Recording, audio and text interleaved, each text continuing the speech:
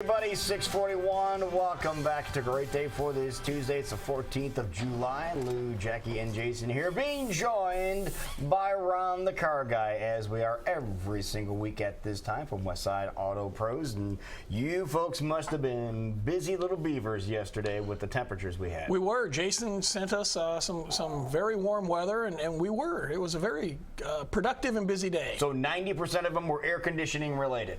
No. Really? No, actually, yesterday the flavor of the day was tire failure, flat tires and blowouts on the interstate. We had we had more than a dozen calls before lunch. Wow. This is a common heat issue? Well, it is, and part of it is the as tires get old and age, or if they're underinflated.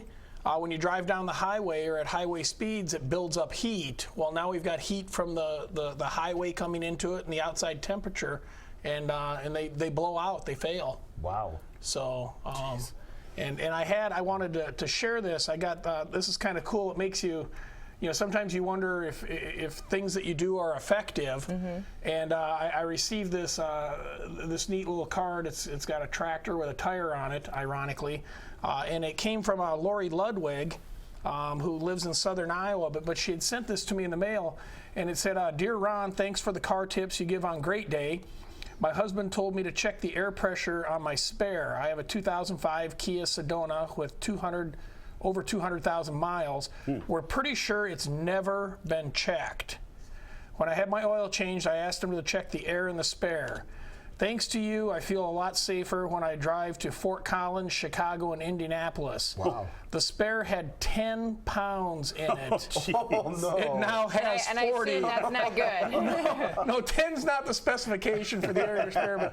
But we've talked about it. We talk about it, and like I said, you assume that people listen and get something out of this. I mean, I get comments when I'm out and about on the street and stuff, but that card just kind of made me sit back and smile. That's cool. Yeah, if Lori has a flat tire on her way to one of her trips now, she at least has something reliable to put on there. Now, let me ask you this. Does the nitrogen help with that if you do the nitrogen fill? Well, it does. Again, as long as there's it's properly filled, and nitrogen helps stabilize that. Absolutely, but the key is you don't want to be 5 or 10 pounds low on air in your tires, especially on a hot day, because when that tire rides low on pressure, it's kind of squatting down on the pavement, and it builds up more heat in it. That's what causes the rubber to fail, is the excess heat. So.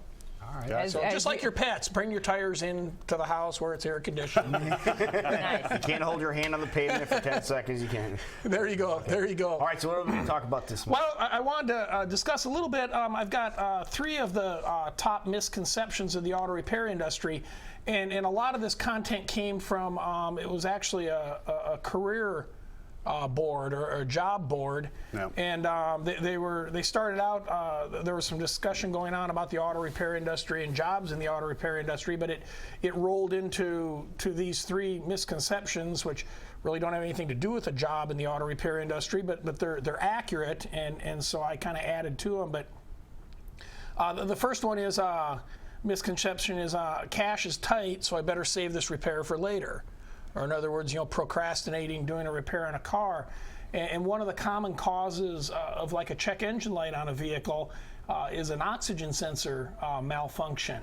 And typically, depending on the vehicle, the oxygen sensor will cost $200 to $300 to repair on a car. And oftentimes the car doesn't run that noticeably bad, so people may elect to defer repairing that. And the downside is when the sensors don't communicate properly, the vehicle will oftentimes introduce too much fuel into the engine, and it ruins the catalytic converter in a short period of time. And if you have a catalytic converter fail on your car, anymore, those are $2,000+ dollars. Wow. Okay, so now you have the sensor and the catalytic converter. Yeah, you've still got the original repair, right. and you just increase the cost of fixing it almost tenfold. And catalytic converters are not as forgiving as they used to be. We had 2 cars in last week that started out with a misfire due to spark plugs, and the people delayed getting them in to get them fixed, and by the time they came to us, the inside of the catalytic converter had melted down, so now they needed spark plugs plus another expensive component. So It's best to, unless you're professionally advised, hey, this can wait, or you've got a little more time before you need to replace this, that shouldn't be a judgment call that you make on your own. Don't ignore the warning signs. Exactly, exactly. Number two, I can just call the auto shop and get an estimate on the phone. And any more repairs are complicated.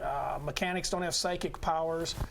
Every car is built differently. They don't all have the exact same parts. The parts aren't in the exact same location. And there's really no way to determine how much a repair might cost without somebody, looking at the vehicle or analyzing it. Right. How often do people call you and try to mimic what the car sounds they're making right The sounds on the phone? Yeah.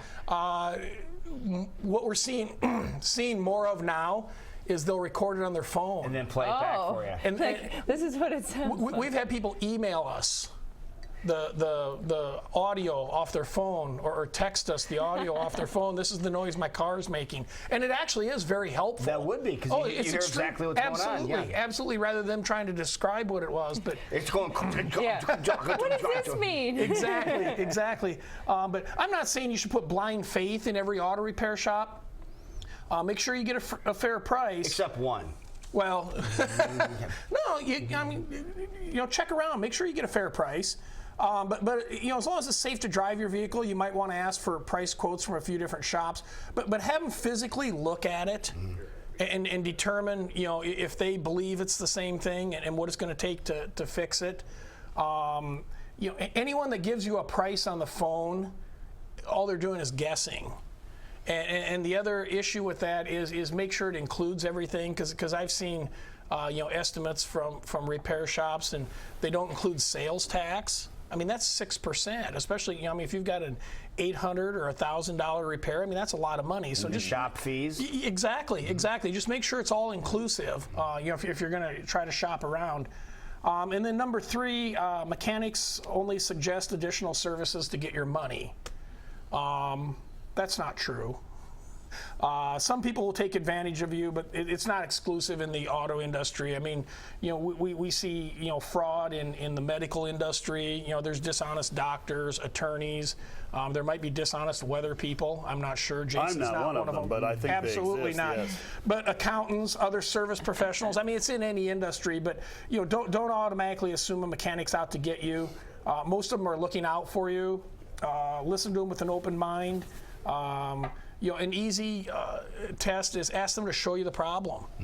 If someone says, hey, your car's got a loose wheel bearing, well, can you show it to me? I want to see what it looks like. And with technology nowadays, you don't even have to be at the shop. They can shoot a short, like we just talked, people email the sounds to us. We have a new software in place where we can email you pictures of what we're seeing on your car along with the estimate, or text them to you. And the same with video. That can be, so just ask to see it. You don't even have to be there. Sure. Do you think that's the biggest thing people don't know? Like for me personally, I don't know how my car works. I know the basic idea. Absolutely. So if something goes wrong, I have no idea, and then I take it to a shop and it magically goes in a back room and I hope it gets fixed. Do you think that's what gets people with anything, a little weary? Yeah, with anything, because what you don't know is a fear. If you have somebody come out to work on the roof of your house, if you don't know anything about roofing, you're at their mercy, and that does create fear, absolutely.